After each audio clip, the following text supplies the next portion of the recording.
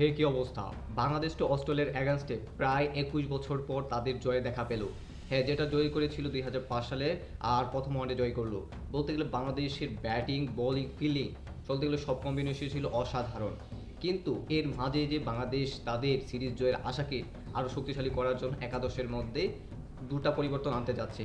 সেই দুইটা পরিবর্তনের মধ্যে এক নম্বর পরিবর্তন আসবে অবশ্যই যে সাইফ হাসান। সাইফ হাসান হচ্ছে যে ৫টা ম্যাচের মধ্যেই বিগত ২টা ম্যাচের মধ্যে তার কিন্তু পুরোপুরি ফ্লপ। বলতে গেলে প্রথম ওডিআইয়ের মধ্যে অস্ট্রেলিয়ার এগেনস্টে মাত্র ৫ বলে ৫ রান করছে, যেটা হচ্ছে নির্বাচক এবং টিমের জন্য অত্যন্ত ইফেক্ট ফেলছে প্রথম পজিশনের মধ্যে দিয়ে। এই জন্য বলা যেতেই পারে দ্বিতীয় ওডিআইয়ের মধ্যে অস্ট্রেলিয়ার ম্যাচের মধ্যে সাইফ হাসান একাদশ থেকে বাদ। তার জায়গায় অবশ্যই সুযোগ পেতে যাচ্ছে সৌম্য সরকার। এবং বোলিং পজিশনের মধ্যে আরেকটা পরিবর্তন আসবে, সেটা হচ্ছে যে তানভীরকে পরিবর্তন করে রিশাদকে খেলানোর একটা চিন্তা ভাবনা করছে, যার কারণে বলা যেতেই পারে দ্বিতীয় ওডির মধ্যে অস্ট্রেলিয়ার এগেনস্টে দুইটা পরিবর্তন আসতে যাচ্ছে।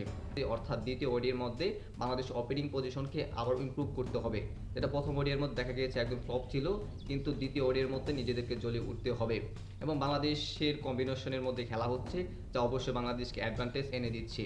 এবং নাহিদ রানার কথা না বললেই নয়, দুর্দান্ত করেছে। বলতে গেলে ৪টা উইকেট নিয়েছেন ৪১ রান দিয়ে। এবং অস্ট্রেলিয়ার ব্যাটারদের আতঙ্কের নামই হচ্ছে নাহিদ রানা। নাহিদ রানা সেরকমভাবে খেলেছে এবং সাকিব আল হাসানের জায়গাটা পূরণ করার একটা সম্ভাবনা দেখা যাচ্ছে।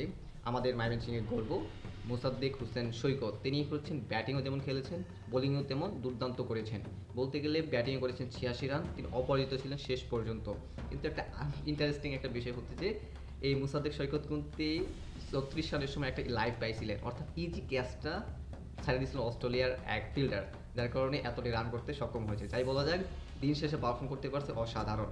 এবং বল হাতেও দুর্দান্ত পারফর্ম করছেন, সেইখানে তিনি হচ্ছে 2টা উইকেট নিচ্ছেন। বলতে গেলে লং লাস্টিং খেলছেন দীর্ঘদিন যাবৎ পর, অর্থাৎ ৪ বছর পর তিনি একাদশে আসলেন, খেললেন, বাংলাদেশকে জিতালেন। অর্থাৎ আমার এখনও মনে আছে যে যখন মোসাদ্দেক সৈকত ভাইয়ের যখন জাতীয় টিম অভিষেক হয়, সেই ম্যাচের মধ্যে তিনি ৪৪ রানের একটা ইনিংস খেলেছিলেন। বলতে সেই ম্যাচটাও বাংলাদেশ জয় করেছিল। বলতে সব মিলিয়ে ছিলিয়ে বাংলাদেশ যে অ্যাগ্রেশন নিয়ে অস্ট্রেলিয়ার অ্যাগেনস্টে খেলেছে, তা অত্যন্ত দেখার মতো ছিল। কংগ্রেচুলেশন বাংলাদেশ ক্রিকেট টিমকে। তাই পরিশেষে বলা যায় বাংলাদেশ দ্বিতীয় ওডিআইয়ের মধ্যেও নিজেদের ধারাবাহিক জয় যেন ছিনিয়ে আনতে পারে সেই প্রত্যাশা ভক্তদের। এবং বাংলাদেশ যে পারফর্ম রয়েছে এখন এশিয়ার দ্বিতীয় টিম বললেও অবশ্যই বলা উচিত, কারণ হচ্ছে ব্যাটিং বোলিং ফিল্ডিং অসাধারণ করছে। দেখা যাক বাংলাদেশ কি দ্বিতীয় ওডিআইয়ের মধ্যে জয় ছিনিয়ে এনে তাদের ইতিহাসের প্রথম অস্ট্রেলিয়ার অ্যাগেনস্টে ওডিআইয়ের মধ্যে তারা কি জয় করতে পারে কিনা। বলতে বাংলাদেশে এখন জেতার সম্ভাবনা প্রায় 90% এই কম্বিনেশনের মধ্যে, তা আবার মিরপুরের মধ্যে।